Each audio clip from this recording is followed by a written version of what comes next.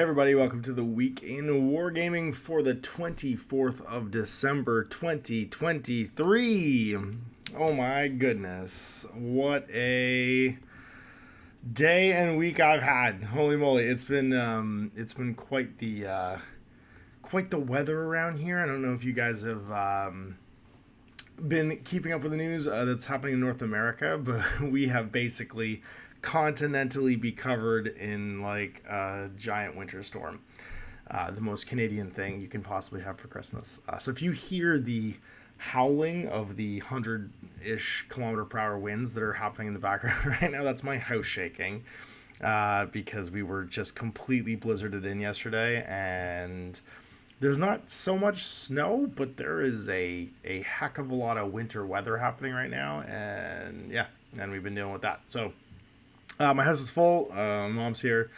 My dad and my sister are on their way down. Hopefully when the weather clears a little bit, and we're getting ready for the holidays. So there's not going to be any on the paint table this week. I basically have shut down for the week to get ready for our holiday season, and it's been a great week with the kids next week. Doing nothing but making good food and hanging out and being home for the holidays. So I hope most of you are doing something similar, at least with your weekend, if you're not celebrating the winter holidays like we do.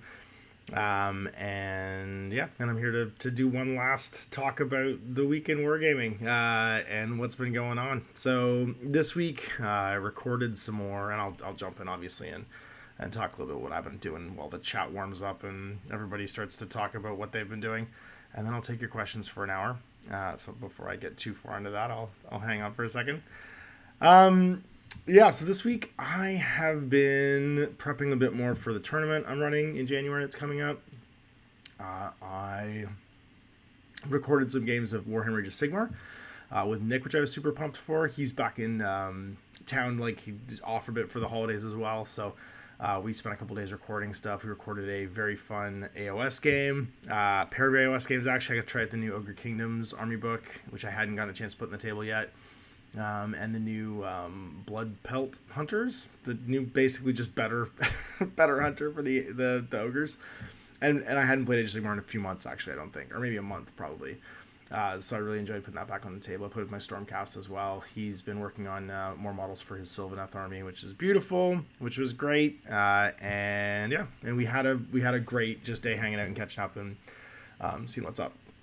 Painted some terrain. I built like table toppers. There's a lot of like arts and crafts in my life right now. We've got 20 spots for the tactical awareness infinity tournament that I'm running. It's at a Legion Hall, so it's like got a full bar and there's bar staff, and it's gonna be great. It's gonna be a party basically, because I haven't run an event since 2019. So I wanted it to be in a cool venue where everyone can hang out and get back together. Tons of people who used to come to my old events are coming back. Some new people I've met before are coming, so I'm getting really excited about it.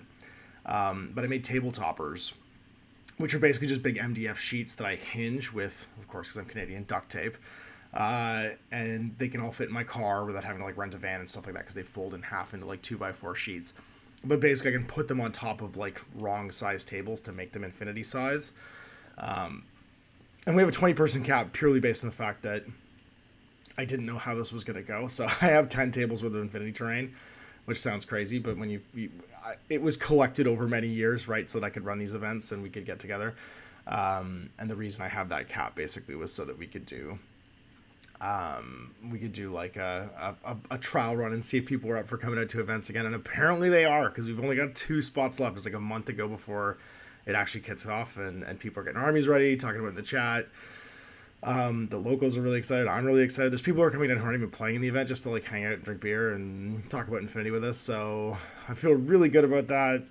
I usually do this in the new year where I do like a project just for me, and I still have those in the works and kind of like bubbling in my head. But this was something that I love doing. I love throwing parties. I love cooking for people.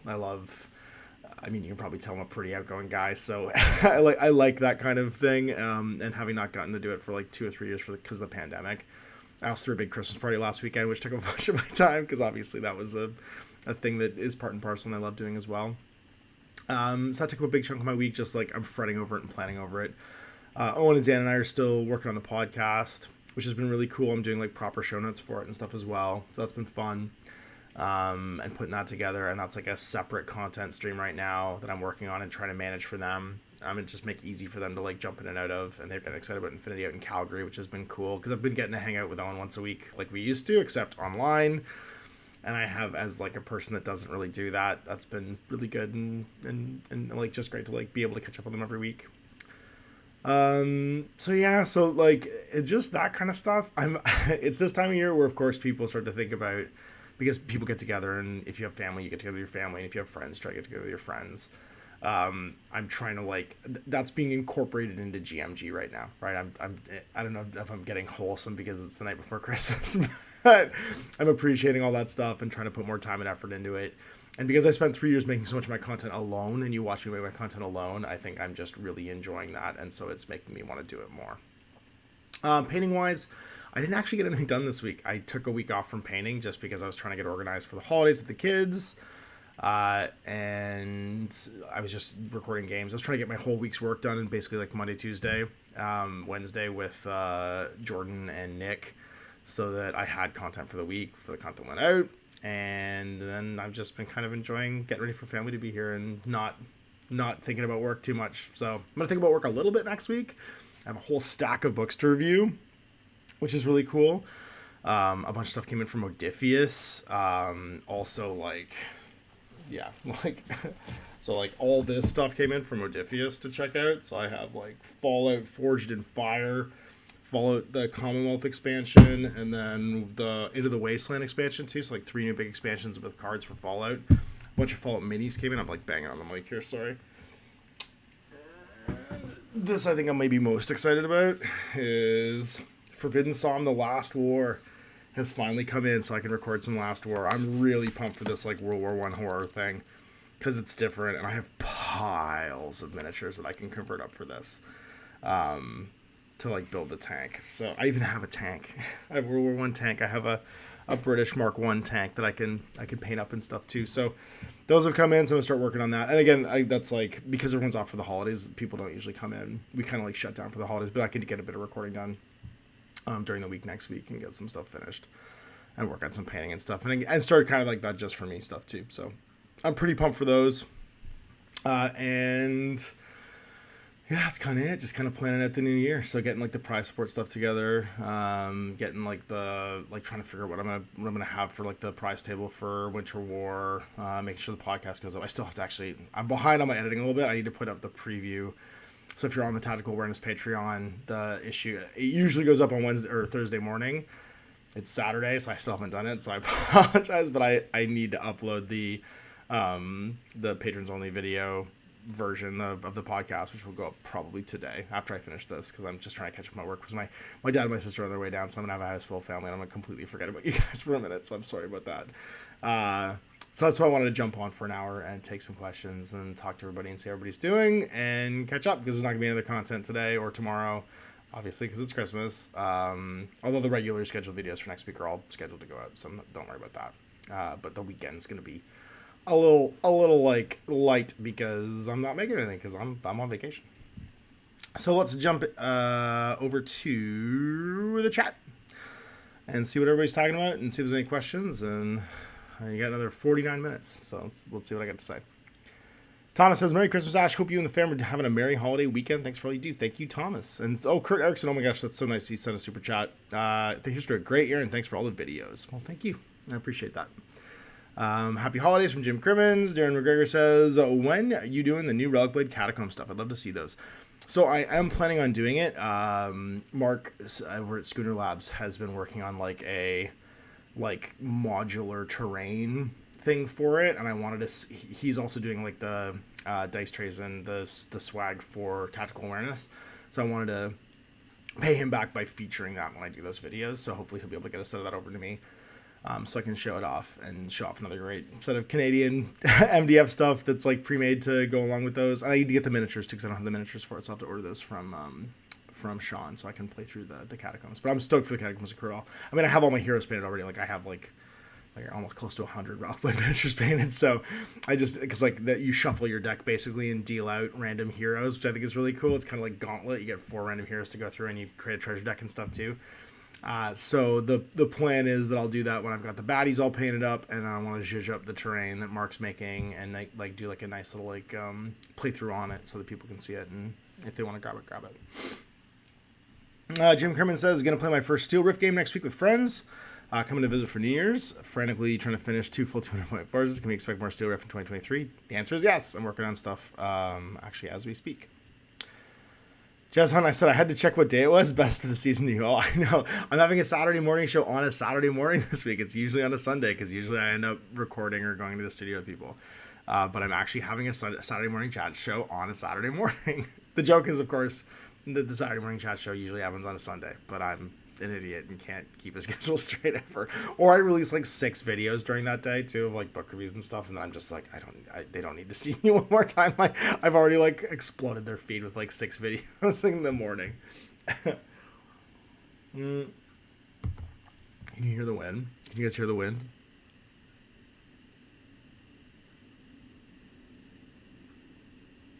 It's so loud. Holy crap.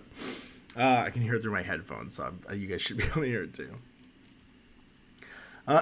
Stin Callan says, happy holidays, Ash, and everybody in the chat. Happy holidays to you too. Same with Red Leg Jim. Red Leg JGM. So not Jim. Happy Merry Christmas, everybody, and thanks to Ash for all the hobby inspiration. Well, thank you back. Jim and Chris, many thanks to Ash for all his content. Between Ash and Glado, my table is full of indie skirmish games. Sweet. And then Proven22X says, Merry Christmas, Ash, and everybody. The Plebiscide says, thank you very much for the content this year. Hope you and your family have a happy Christmas. I hope so too. Clarence Lee says, morning, Bossman. Morning, Sea Dog. And then let's see. Oh, yeah, question. Okay. Brad Lever says, are you going to be doing a good amount of coverage for Judgment Champions Eternal? So Judgment is a game that Chris over at Mise en Minis is super pumped for and really wants to come back and cover because I think they do some work with it. So he and I talked about it when he was up here, and we played Necromunda and Marvel, and it's something he's really interested in coming back and doing in the new year. So probably yes, he's really pumped for it. He wanted me to read through the core rules and check out all the champions and pick a couple champions and get back to him. So almost definitely yes, because Chris is spearheading this, and the best way to get something on GMG is for someone else to be excited about it, because there's so much out there in miniature wargaming right now. I can only kind of be pointed at one thing at a time personally, and I tend to gravitate towards one thing at a time. So I work best when I can bounce off somebody else who's excited about something, and I can only kind of juggle, like my cap is juggling like 4 to 5 things. So it helps a ton when someone like Chris comes along and is like, hey, I'm super pumped for Judgment. Can we do something for him? I'm like, sure, great, cool. And I'm more than happy to. I mean, I can learn any game in a day, basically. So I'm more than happy to check it out and give it some coverage. So Chris is hopefully going to spearhead that with me next year. All My Guitars 28 says, enjoying the insane Sturm. I heard the accents in the 401 brutal. Yeah, everywhere. They shut down the 402. They shut down the 401 between London and Windsor, which is, for you guys who don't really understand the geography of Ontario, that's probably about a 2 hour, it's about 250 kilometers, 250 kilometers of highway just got shut down. Yeah, no, it's madness. So like, if you guys hear howling, if you guys have played The Long Dark, basically the sounds you hear in The Long Dark when it's nighttime and you're in like some cabin in the woods is what I've been listening to for 48 hours. It was, the worst part was it was garbage day when the storm actually kicked off. And it went from like 10 degrees Celsius, which is about, if you're in Fahrenheit, it's about 50 or 60 degrees Fahrenheit. And then it went down to minus 10 in the space of an hour. So like a cold front went through and it dropped 20 degrees Celsius an hour, and it had been raining that whole time. So the rain immediately turned to freezing rain, turned to sleet, turned to snow. And it did like the most Canadian, like power bomb of weather basically all at once. And then it snowed like whiteout conditions all day yesterday for like almost like 18 hours. And now it's just incredibly windy. So it's overcast, but like it's run out of warm air to make precipitation with. So it's just incredibly overcast. And there is like an Arctic vortex of like 100-kilometer-hour winds basically slamming into my house. I'll post it up. I'll post it on Instagram and Facebook later. But when I went to the studio to go, because I hide all the kids' Christmas presents at the studio, right? Like any dad who has an office does, basically. I hide everything I don't want the kids to see at the studio. in boxes, and the studio is basically just a giant warehouse of boxes with like one recording space that's clear. If anyone's ever seen it, my studio is an embarrassment. But I went in to go pick up the Christmas presents because they're at their mom's, and there was literally a snowdrift that had blown under the door. So the wall of the studio is like west facing, and it's in a business park, right? So it has like a glass like pull open door and a big glass facing on the front, and there was a huge like foxtail of snow that had blown under the door. The wind was so strong, it was crazy. So yeah, I'm alive, and we just hunkered down basically after like the last couple of weeks or last couple of days. Jesse Spacco says, Merry Christmas from Philly. It's always sunny in Philly. West Texas Gamer says, howdy Ash, will the podcast eventually progress away from the beginner level discussions? Yes, of course. That's why the first season is the first season. So if you're talking about building a foundation, we can always call back to the first season. But my viewership in actually, I think there's a ton. My viewership is interested in Infinity, but finds it unapproachable. And so when we were kind of like thinking about Tactical Awareness as a podcast, I looked at Owen and Dan. Owen hadn't played in a year and a half. Dan had never played. I looked at myself and I thought, well, what's the best thing I can do for Corvus Belli with the platform I have? And the platform I have is so diverse and interested in so many games. It was kind of like going to the fridge and being like, what are you going to make for dinner? What are my ingredients? And I looked at Dan and Owen and I thought like, oh, this is the perfect opportunity to make something that can stand for a while to help people who find this game unapproachable approach the game. So like for the first season, that's going to be the theme. And then when we go to the second season, we can look at, well, what's the next thing after that? Because Owen and Dan will be different at that point. They're already different. Like we're 5 episodes recorded almost. And they've already changed because Owen's played 20 games since we started. Dan's played like 20 games. He's recruited a whole other Infinity player. Like it's literally like multi-level marketing. Like I bullied him into playing Infinity. He has a friend who's on like a work assignment basically with no gaming, just on like his laptop, that he's recruited through TTS to play Infinity already. When he comes back and he's ordered miniatures and he's painting them off on this like job site that he's on. So obviously we've evolved, you know what I mean, in that time.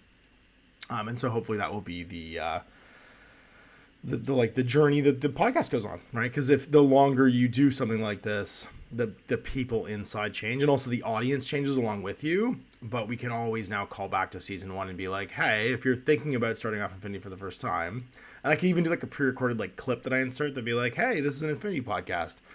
If you're starting Infinity for the first time, you might find some of the things discussed here like a bit more complicated as we go forward. Go back and check out season 1, episodes 1 through 6, and some of what we talk about may make more sense to you in the future when you listen to these. So that's my plan for it, right? But like we're a brand new podcast. We're 4 episodes in, so it's not like we've got like a huge library of content to refer to yet. And that's just a huge library of games recorded, but not like talking about the game. That's a plan. And sorry, I can clear my throat here.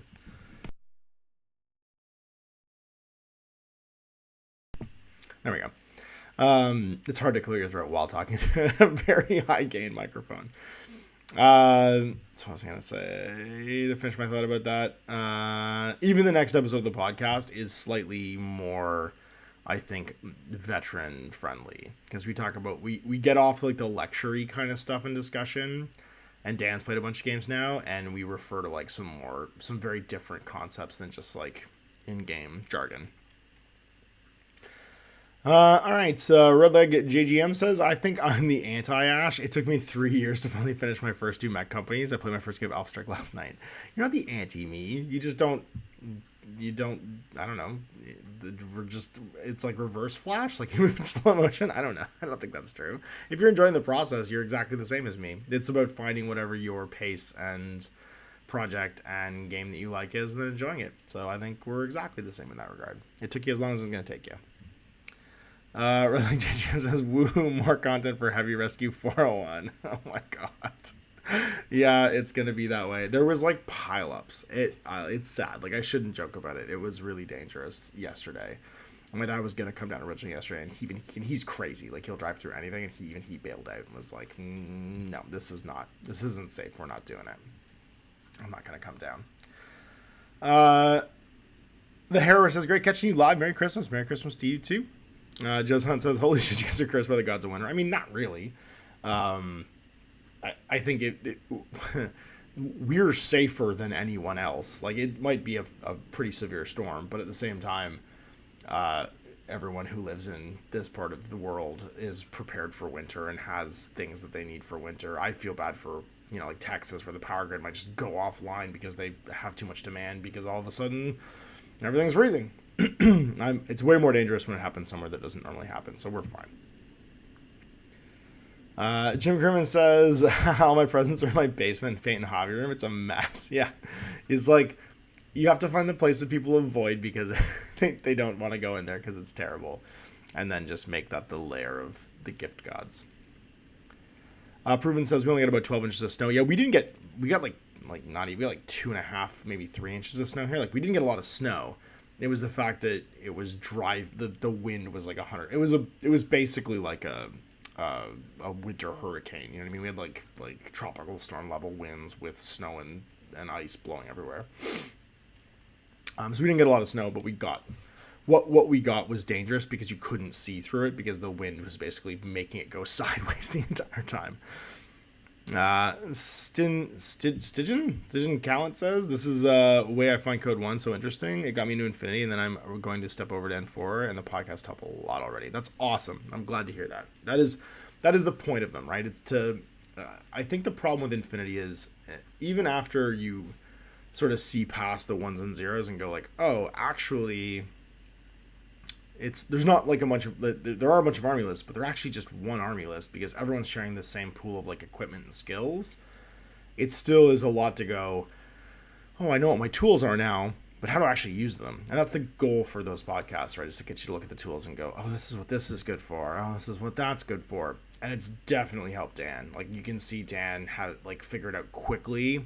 I think because he's kind of like skipped the stage of having to learn tools by using them, and sort of had it like laid out, like, here's the different things that work in different jobs, so you can now enjoy the game. You know what I mean? It'd be like, I'll use a super Canadian reference and say it's like trying to play hockey but not know how to skate, right? You can't really enjoy playing hockey until you know to like skate, and then you can't really enjoy hockey until you know how to like stick handle, right? You have to be able to like actually handle a puck and bring a puck with you. So there's two kind of like combined core skills, but then once you have those skills, you can actually play a game, and then the game can become fun, right? Like, it's like needing prerequisites in order to get into sort of like the actual like enjoyment of what you're doing. Justin says, I've not played Infinity. It's not really quite my thing, but I love the passion of its players for the game. Yes, I would agree. I think one of the things that you've got to do to enjoy Infinity, well, there's two things. It's hard to come to Infinity as your first war game, but it's also hard to come to Infinity as a war game from like the mass market war game. So there's kind of two sides of it, which I think there's advantages to both. There's nothing to unlearn. Like, if you come to Infinity from like 40k or AOS, you have to learn the D20s are a way different RNG, right? They're a way different like random number generator than D6s are. They're way more prone to betraying you and being unreliable and giving you like massively skewed results. So that swing is something you have to like emotionally get used to. And then the piece count's way lower too. So losing something feels far more brutal.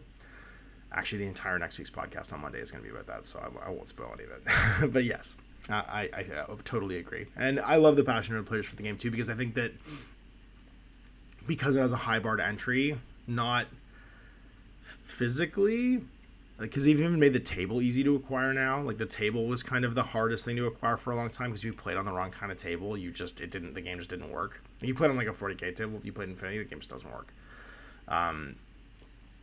But because the mental bar, or even like the emotional bar is really high, I find that once you pass through into like enjoying the game, because it's hard kind of initially, and then once you get through that kind of like hard stuff, it's like enjoying running. you actually enjoy the sort of endorphin rush of playing the game. I find that people that do love it a lot and stick with it, and kind of the community is really passionate and committed to the game. West Texas Gamer says, I've definitely recommended the podcast to friends starting Infinity. It's been helpful for them since I couldn't always be available to explain things. I'm looking forward to the episodes. I hope you do too. I hope you enjoy them. Just says, that's a good point. I live in the UK and winter seems to surprise everyone every year. Yeah. Well, I mean, your winters have been getting worse, but also so have your summers. Like, the weather in the UK has become way more extreme. And there's a bunch of, like, meteorological reasons that I am vaguely aware of for that. Like, the fact that you have a smaller landmass makes you far more susceptible to climates changing quickly, right? Because it can cover the whole island very quickly. We have a huge landmass here in Canada, and so... like our lakes affect our temperature, and there's tons of things that affect our climate changing quickly or not quickly.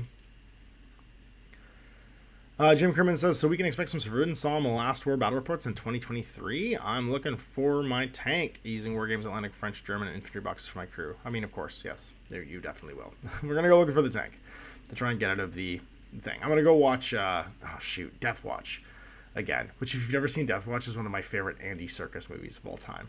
It's like a World War I Cthulhu mythos sort of horror movie. It's really good. It's really, really good. Go watch Death Watch. Yes, it's very, very good. So I know it is the week before Christmas, or the day before Christmas, and so it's far too late to talk about what you should get Wargamer for Christmas. But if you're late to this, if you didn't get your holiday gift shopping done, or you're gonna see some people that you don't see normally, like later on in the month, or you're gonna try and take advantage of some holiday shopping deals that happen after Christmas, for your Wargamer friends, I did have something I wanted to talk about today, and I wanted to talk about it earlier. I really did want to talk about this like before Christmas kicked off. And I kind of talk about it every now and again, just like in passing, but I was meaning to do an episode about this, and I'll just do it now. I have 3 boxes that I think make great Christmas gifts for Christmas this year. One, I can make a bunch of excuses for myself as why I did this. One, I wasn't sure was going to be out, and I was like, this box is so good, I don't want to not talk about it. So I'll talk about the first one because we're already talking about Infinity, and that's the Code 1 Operation Blackwind box. Corvus Belli sets such a high bar for their introductory sets. It's hard to compare, and this one I think I'd rank number 1. It's the best box you can buy right now, valued $1 for the like out of the box experience. You get everything to play the game. You get the dice, you get the measuring devices, you get the tokens, you get the terrain, you get the gaming mat, you get the miniatures. Like, the only thing that doesn't make it perfect is that obviously Corvus Belli is still using metal miniatures that aren't pre-built, right? So that can be an advantage and a disadvantage, because people who are painters and hobbyists will like that sometimes, and people who want to open and play, that's like the only hurdle in that box to having it pass the Christmas morning test 100%, where you're just putting these together and playing. It's not ready to play out of the box the way some games are, and some games are literally like you open the box and you play. No assembly required, I guess would be the thing.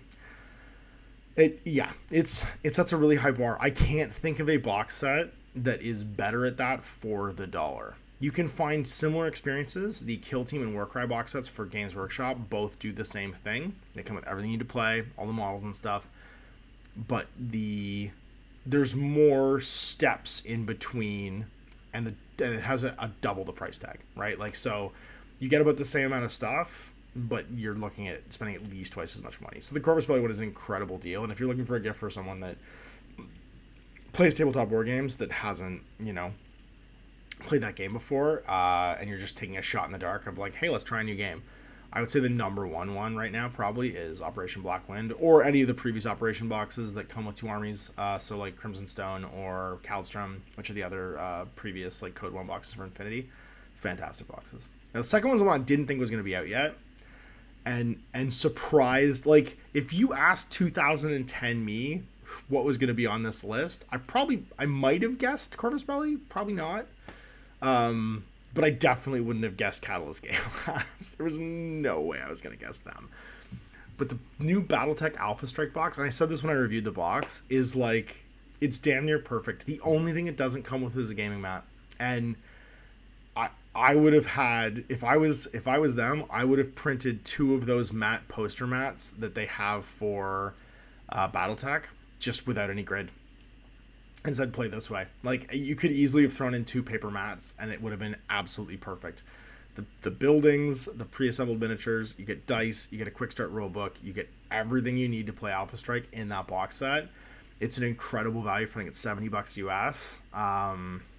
And it's fun, and it's super fun, especially if you're buying for like a younger audience. Maybe I think Alpha Strike is an incredible like intro to that very like venerable, respected like sci-fi universe, and no one is more surprised than me that they're like the like pick for this year, because they've never made a box, to my knowledge, like this. Not that it doesn't, it contains components. Like, they made boxes that contain mechs before. Like, I literally have the original BattleTech first edition Game of Armor Combat box over here. The original one's called Battle Droids. I have the first BattleTech named one that came with cardboard standees. Like, you could play it right out of the box just like that. But it wasn't as beginner friendly and intro focused as this box is. And they did a great job with it. It's so good. And again, if I'm making recommendations of box sets for Christmas, that if you wanted to buy a gamer that has never tried a game before, a random box set, this is the one where you can just be like, hey, I'll take a shot in the dark. It's $70. It's a brand new game. We can play it together. It's got 2 armies. It's got terrain in it. Go. It's fantastic. It's a great box set. It comes with everything you need minus a paper mat.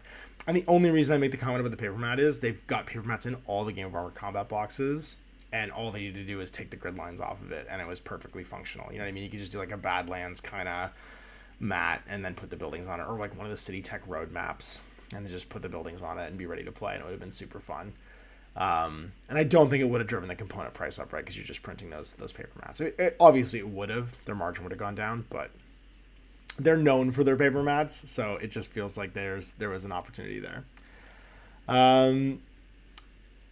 And it would have just made it again, so that like that thing that I had as my kind of slight critique about Infinity, where you have to like assemble and play, they would have been tied at that point, because you wouldn't have had to assemble the BattleTech miniatures. So that would give them like a little like a half a star, you know what I mean, up. They might have like tied for number 1 with the Crimson Stone box, whereas you both have built the terrain in both of them, and there's that slight like that slight like obstacle of having to assemble the metal miniatures for the Alpha Strike box. So anyway, just my little head scoring basically for those 2 things. And the last one is by Games Workshop, and it's the Gnarlwood box, the Warhammer Underworld's Gnarlwood box. And the reason it made this list this year, and it is actually, I think, spendier than both those boxes. It might be the same price as, I should have actually done it. I should have actually done any research for this that isn't like me going against the box. The reason I mention that box in particular is because of the inclusion of the 2 universal decks. When it was a singular play experience and you were forced to like construct your decks for the new play experience, it's not, I think, as plug and play and interesting as it is today, where you have 2 different warbands in that box. You have everything you need to play. You have the table set up. You have all the dice, you have all the tokens, you have all the miniatures. They fit easily together if you don't want to glue them, if you're not a hobbyist, or color-coded. So if you're not a hobbyist, you don't want to paint them, you don't have to. Which is funny, because I wonder why they didn't do that with BattleTech. Because you could probably easily... Because if people were going to paint them, great, but you could easily have color-coded the miniatures that came in there. I guess BattleTech people want to have their mechs be a certain color, but then they would paint them anyway. I don't know. I don't know what the argument is against that. I'm just spitballing that right now. Anyway, because you can play each of those decks with the additional 2 faction decks in there and completely change your play experience, I actually put that on the list today. It's so well thought out, the way they redesigned that box set. And yes, it's more expensive than previous box sets, and that is what it is. I can't change that, because it used to be a very inexpensive box to like try out and put on the table. But they've increased the quality of the play experience and the replayability of it as well. And also allowed that box set to pull all of the pre-existing warbands that people might already own into that edition of the game. It makes the list for me at number 3. So those are my top 3, for this year. I think Operation Black wins. And maybe we can just take this as like my best of 2022, like intro products for trying out new games that aren't like a mainstream game like Warhammer.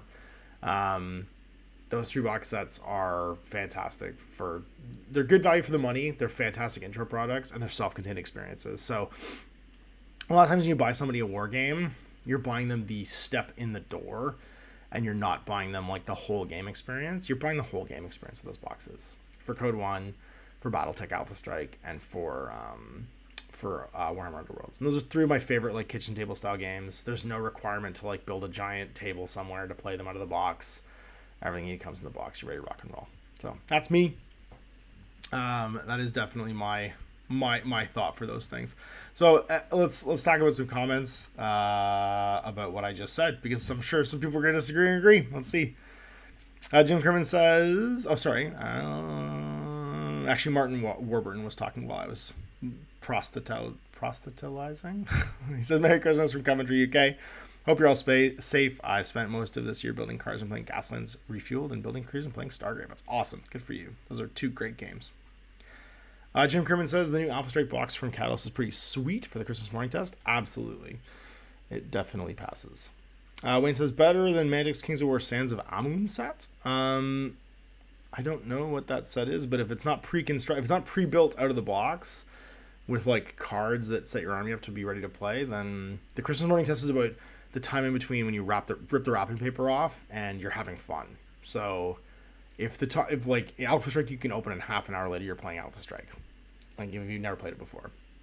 So I actually haven't seen the Sands of Amun set, but that's what the Christmas morning test means. Not if it's a better value, it's the time between open your present, having fun playing the game. And Alpha Strike, there's very little time. It's just folding 12 buildings, you know what I mean? Like they're pre-made, you're literally just building them like boxes.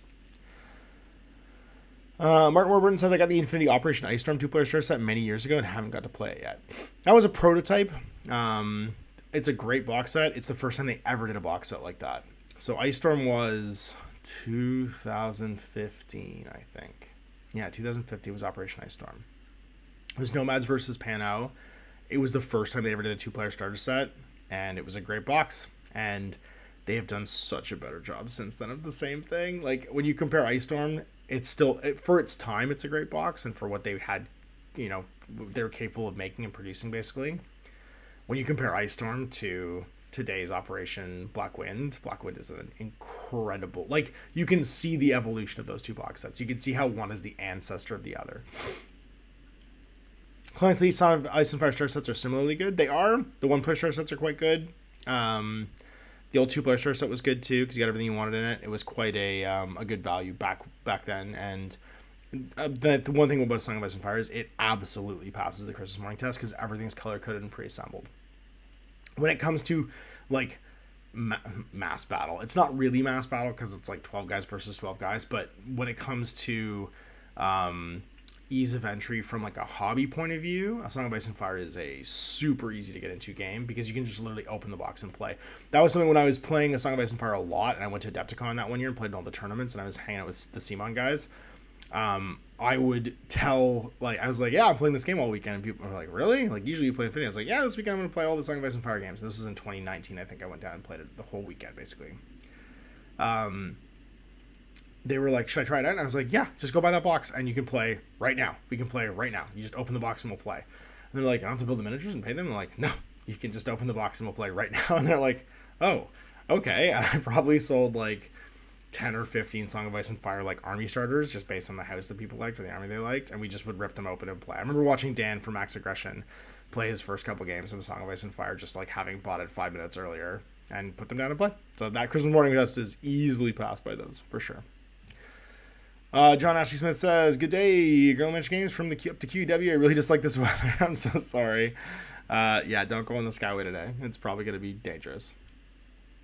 Red Leg JGM says, I also got the Alpha Strike box set for Christmas. Sweet. And Sijin says, my Alpha Strike box is ordered but isn't available here yet. Hopefully it gets shipped soon.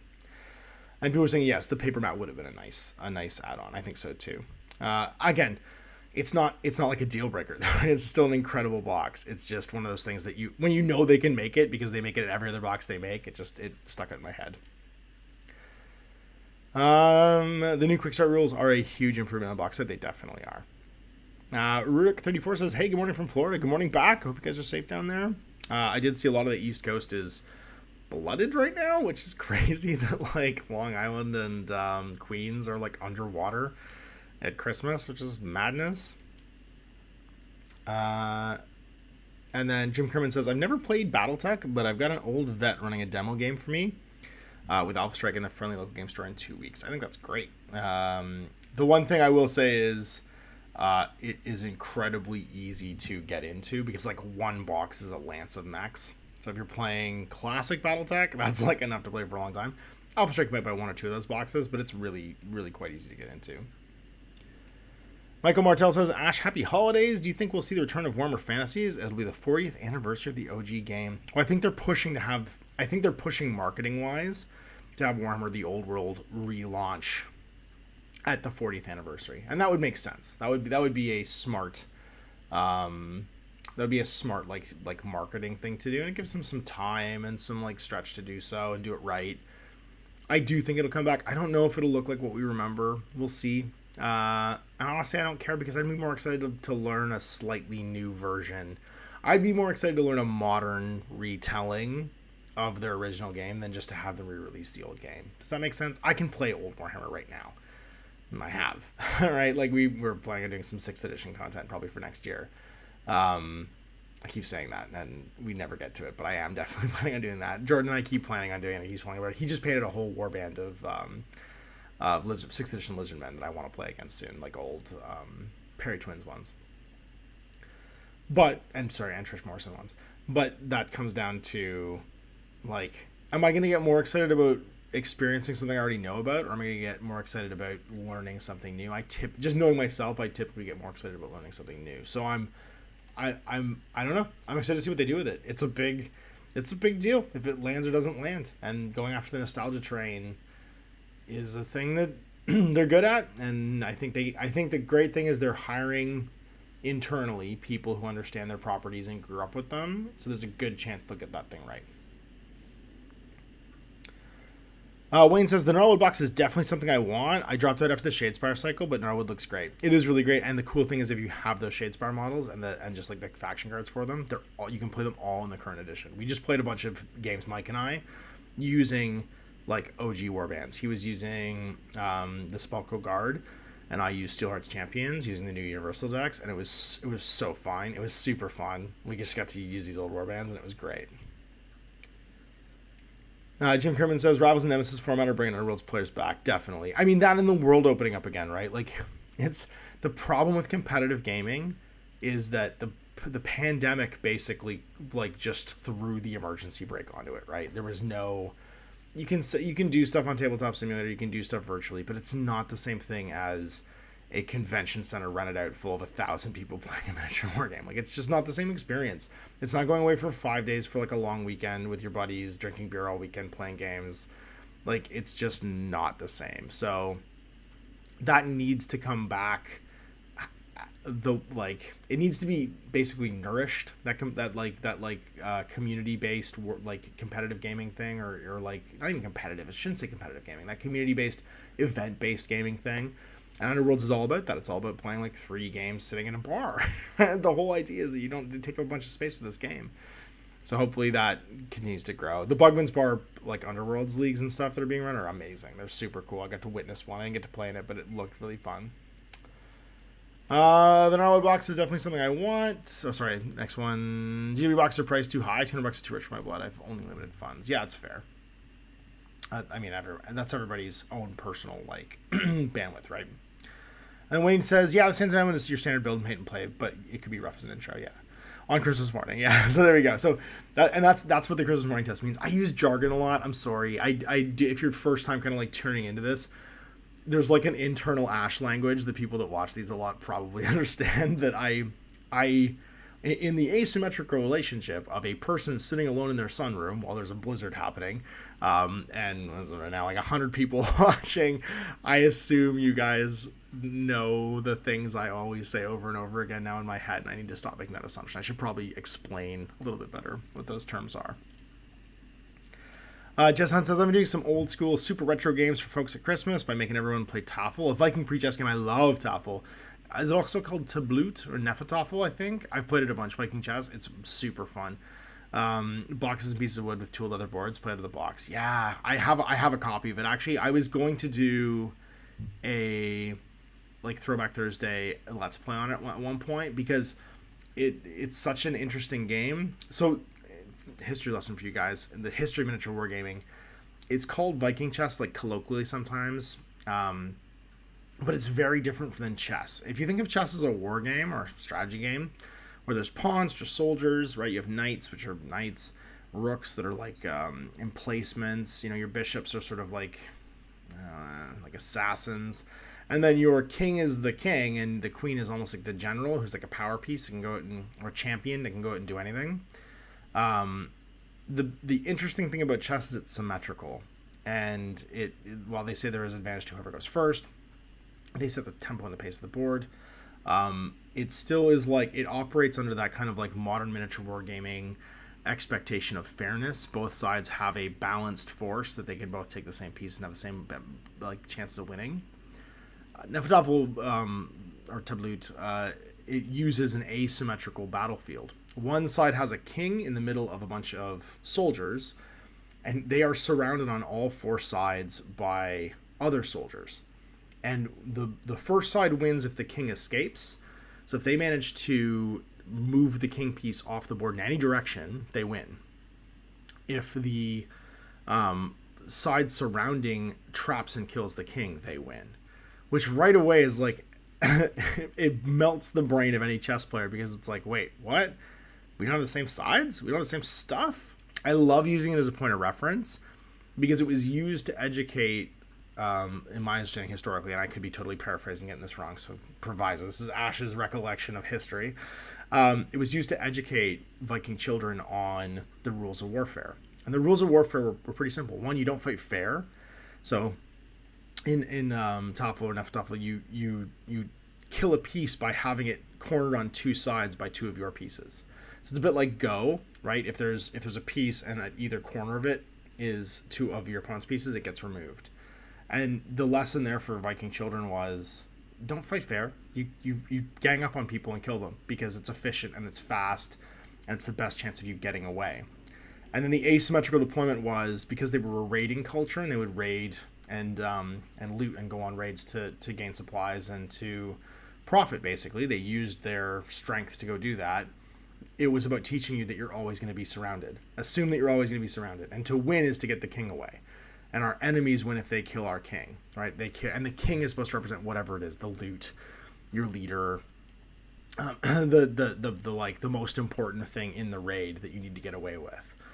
And I thought that was fascinating because it taught more real life lessons in a strategy game than that every fight should be fair and everyone should start with the same pieces. I thought that was really cool. It's a really cool lesson, and I think it's a valuable lesson in miniature wargaming because I think that as soon as you have different codexes and army books and strategies and piece counts and wound counts, you have to accept that it's not supposed to be fair. It's not going to be fair, and points are a best guess mostly. And I'll steal this from Mark Shoemaker because this is his line.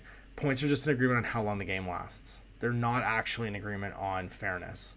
They're representative of the amount of forces you have and the amount of damage you're capable of taking, which lengthens the game and makes you feel like you had more of a chance because you don't instantly lose if you lose all your pieces, right?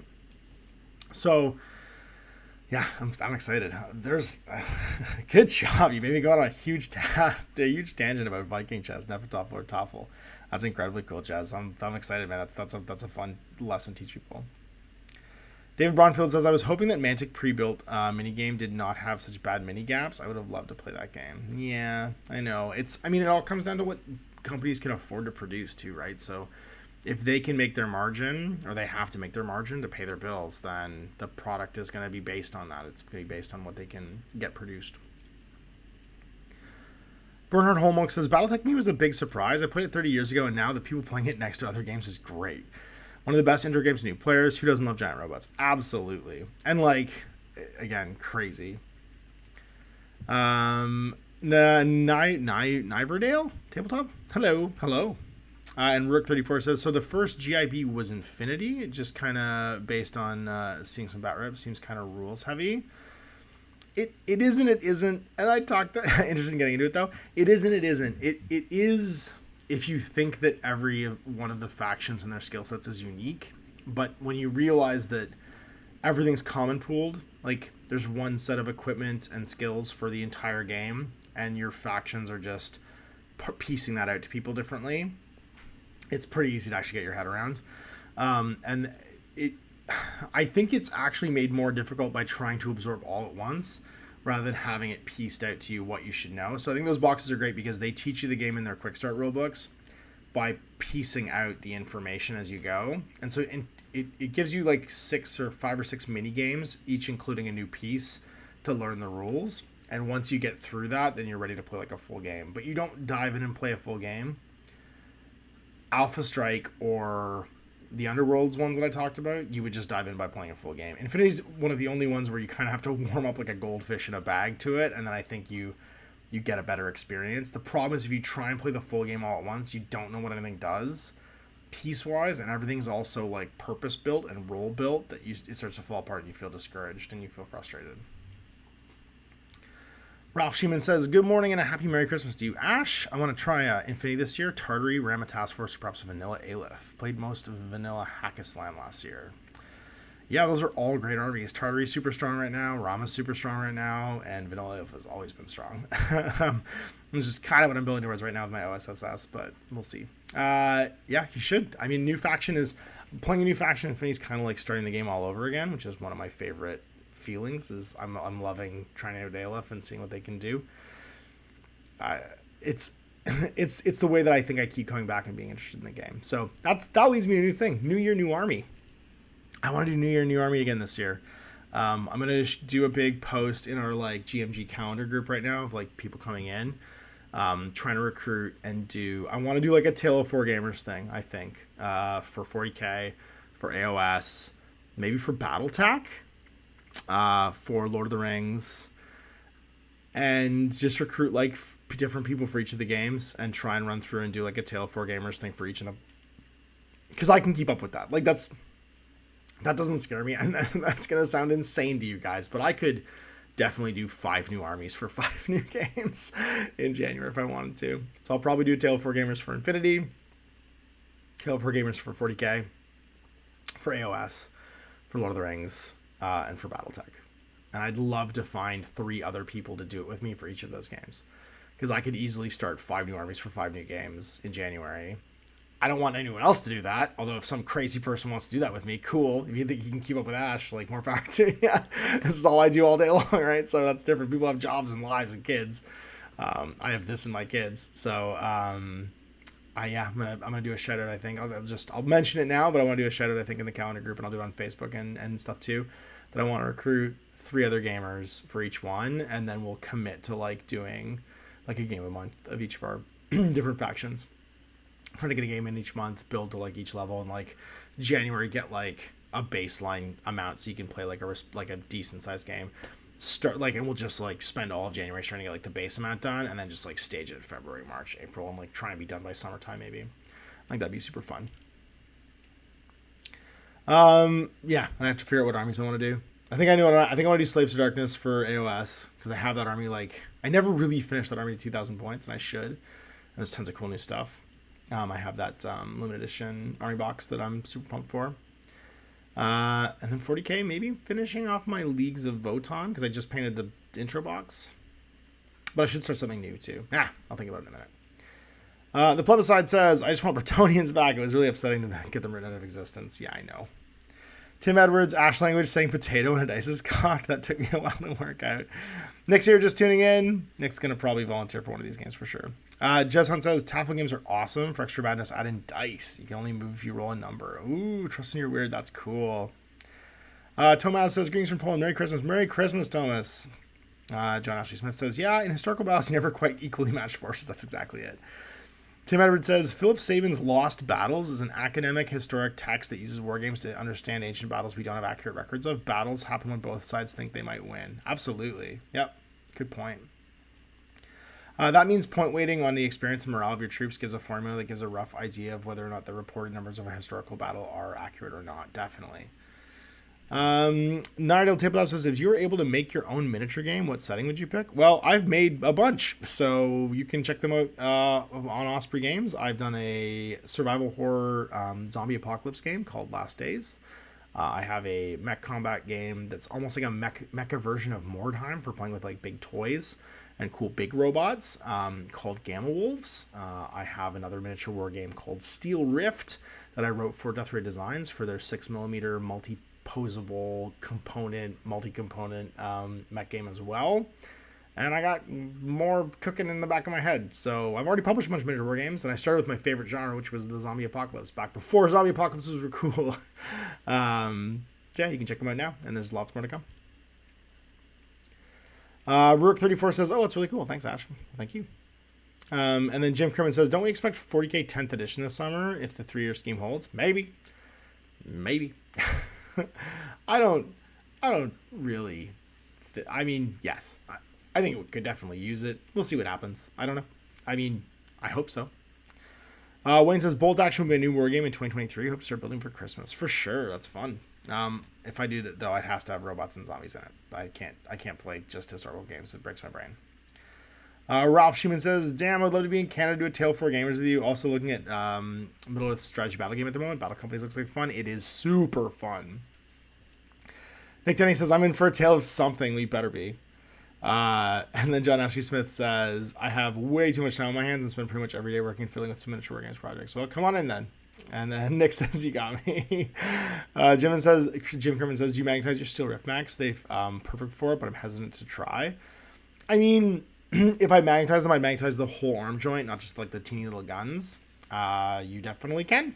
The only problem is going to be, and it's probably not a huge problem with these, is because they aren't that heavy. If they were metal, I wouldn't magnetize them because they're going to go like this, right? Their arm's going to slide down because there's nothing holding. You need two magnets basically parallel to each other to keep an arm up. They're probably light enough. I wouldn't worry about that. Or just do a bunch of mechs with different loadouts. That's what I would do. I mean, in a 6mm mech game, I don't worry about what the arm looks like that much, to be honest with you. I'm not going to kind of fret the mech loadouts, and I'm going to use the rules I want with the mechs that I think look cool, because I think that's the best way to do it. At 6mm, you can't sweat the details that much. I think it's not worth it. And then Sindri Tevek says, good morning. Good morning. Well, I think we're just about done. We are just about done. Oh my gosh, it's 9:59. I've been on for like 58 minutes. So I'll take one or two more questions in the chat, and then I'm going to say happy holidays and Merry Christmas. I'm going to sign off until next Saturday or Sunday, probably Saturday. I just had everybody. So I hope everybody has a fantastic holiday weekend, if that's what you celebrate. If not, just have a fantastic weekend. I'm excited for all the new stuff coming up. I do love doing like a mental refresh in the new year. I think it's a great time to clear your head, reset your priorities, do something fun, do something for you, figure out what's working, what's not working.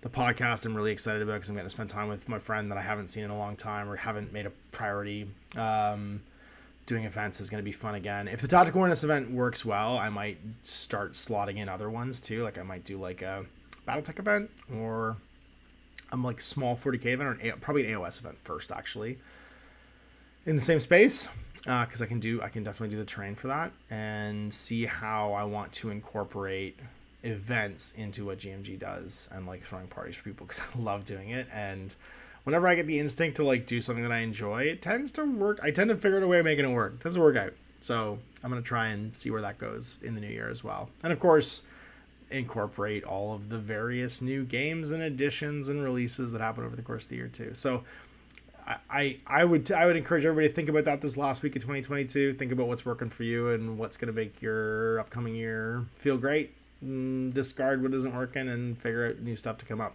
So thanks guys for hanging out with me, and yeah, and for this great 2022. I'll see you right before New Year's. I'll do one of these right before New Year's too for a final like chat about how the year went and what's coming up. I'll take two more questions, then we'll sign off. Fat Fox says, I haven't searched your whole library of videos. What did you think of one-page rule sets if you've played them? I have. They're there. Just search one-page rules GMG. You can see a bunch of games of them. I really enjoyed them. I used them for exactly the thing I always use indie rule sets for, which is to get miniatures I haven't played with in a long time back on the table. So if you watch my one-page Grimdark Future, I'm using like AT-43 miniatures. If you watch my Age of Fantasy ones, I'm using like the Stormcast miniatures that just don't work anymore, like the ones that kind of suck. I think they're perfect for that. They're free, they're fun, they're fast, they're easy. I don't really fuck with the Patreon really though, because I think that there's enough there that's the experience I want on their free site, and I'm not super into 3D printing whole armies. You know what I mean? I like 3D printing for like accessories and weird stuff you can't buy, but I'm not. I'm more interested in getting my stockpile of old crap back on the table than I am 3D printing like a brand new army just for the game. So I think they are perfect for what they're designed for, and they are banging away and really supporting that like new indie culture of like 3D sculpting and 3D printers who are super passionate about it, and that's awesome for them. So more power to them, and I hope they get to keep on keeping on with what they're doing, because I think they're doing a great job. Any other questions? Everybody's just saying have a great time. All right, I guess we're done. Best of the season. Any more Let's Talk game designs coming? Love the series. Maybe. Maybe. We'll see. We'll see who wants to come on. This has kind of replaced that. So just ask me questions about game design. You can ask me anything right now, right? So ask me game design questions and I'll happily talk about it. So anyway, thanks so much guys for watching. Have a great holiday season. Whatever you celebrate, whatever you do. And to those that celebrate it, Merry Christmas. Thanks, I'm Ash. Happy gaming.